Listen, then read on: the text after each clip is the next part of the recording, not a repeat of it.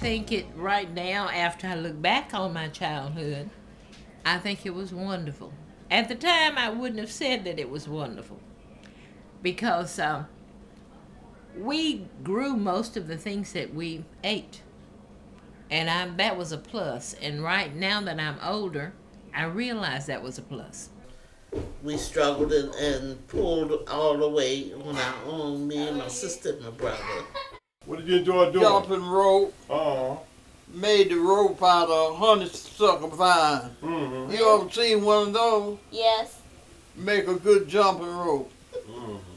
Because you get to learn so much. We had hogs and cows and horses, all of that. And that's how actually I learned to drive.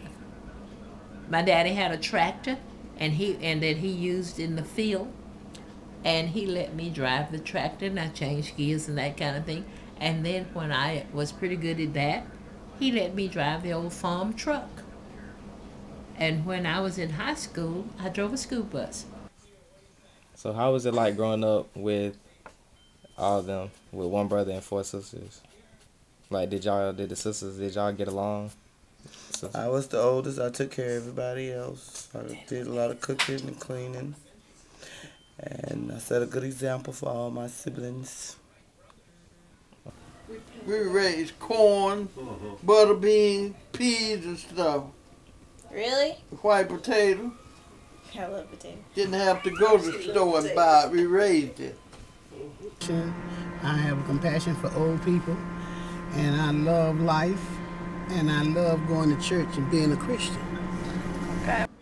I guess the most recreation that we would find in the country would be church.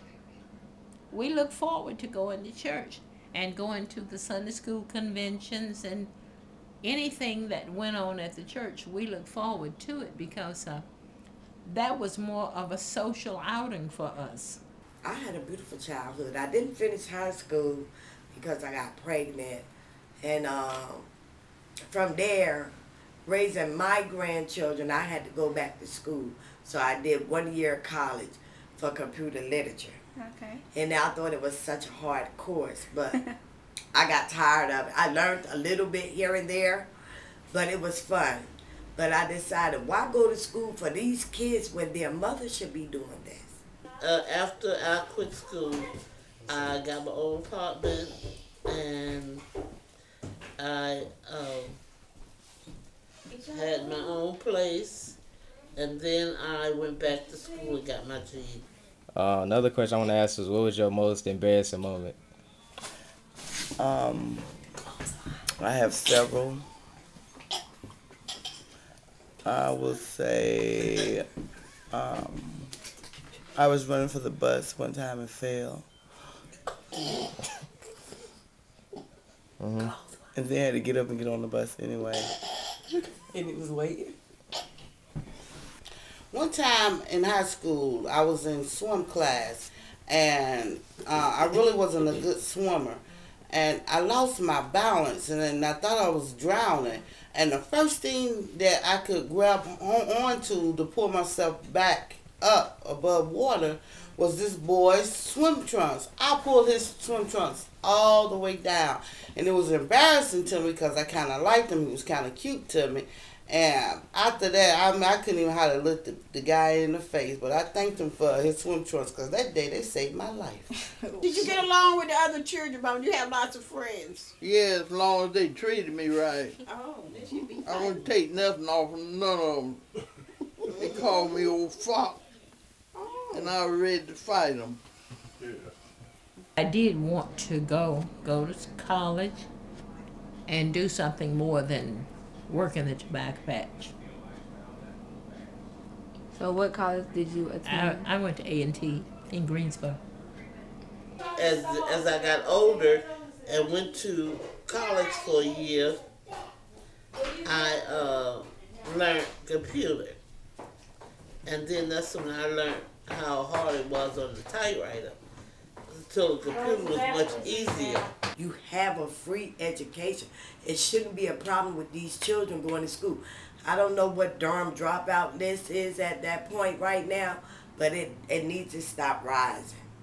and the young ladies need to start being more careful, being intimate, instead of just having babies and thinking the boy's gonna love you and they're not gonna be there for you. So, you know, I was young and had a baby, my first baby. I was 17, 18 years old. My oldest child is 35 years old. She'll be 35 years old. And, you know, sometimes I look back on those years and I said, well, I really never had a childhood life because I had to be a mommy. I got married, and it was the dumbest thing. I got married right after high school because it was silly. But it was, I didn't tell my parents anything until way later. And it didn't last. Let's see, I think we stayed married about 1 year. And that was it. That's mommy's daddy? That's your mama, your grandmother daddy. Mama had 12 children. Ain't that something how they send it to wash? Had 7 boys and 5 girls, total of 12. Yeah.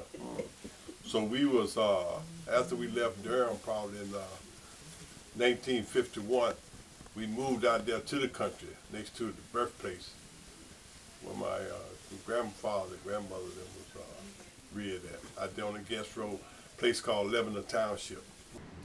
I was 30-something years old, and that was the first time I fell in love. And I got married, and me and him didn't have any children together. But he also didn't live long either. He had passed away from the virus, which is called AIDS. Well, for one thing, my sister died from dialysis because she had a kidney problem. And when I heard that they had job openings for transplant, I automatically was one of the first to jump for that type of position because I wanted to know more about transplant and what it was all about. I knew that my sister died because she wasn't able to get a transplant. Actually, when I came along, for black people, that was pretty much, you were either a nurse or a teacher. You didn't have a lot of options. I kind of admire Oprah. I remember the first day Oprah came on TV. I like what she stands for today. She's a good, strong African-American woman, and she's a wonderful role model. I had kids, and I have grandkids. And they didn't have these things when they were coming up. So I made it work for other people's kids as well, so now they can see that it's somebody out here that cares for them. How do you feel about Obama being the first black president? I was ecstatic about it. I'll never forget where I was and what I was doing when they announced that he was going to be our next 44th president. I was at work, sitting around the TV with about 16 co-workers, and when they made the announcement, we all jumped up, hugged each other, gave each other high fives, and immediately following that, we did a prayer for him. I really enjoy him being in there. I see he's really struggling. No matter what they say about him, he's struggling hard, trying to do what's right. He's trying to straighten out things that's been messed up for the whole time. I'm glad that he was a black person, and I am glad that we've reached a point where there is an opportunity for a black person to hold a high position. And of course, he's qualified, in my estimation. I think he's doing a pretty good job. He's making big money, got to do something for that money. Weeping may endure for a night, but joy cometh in the morning.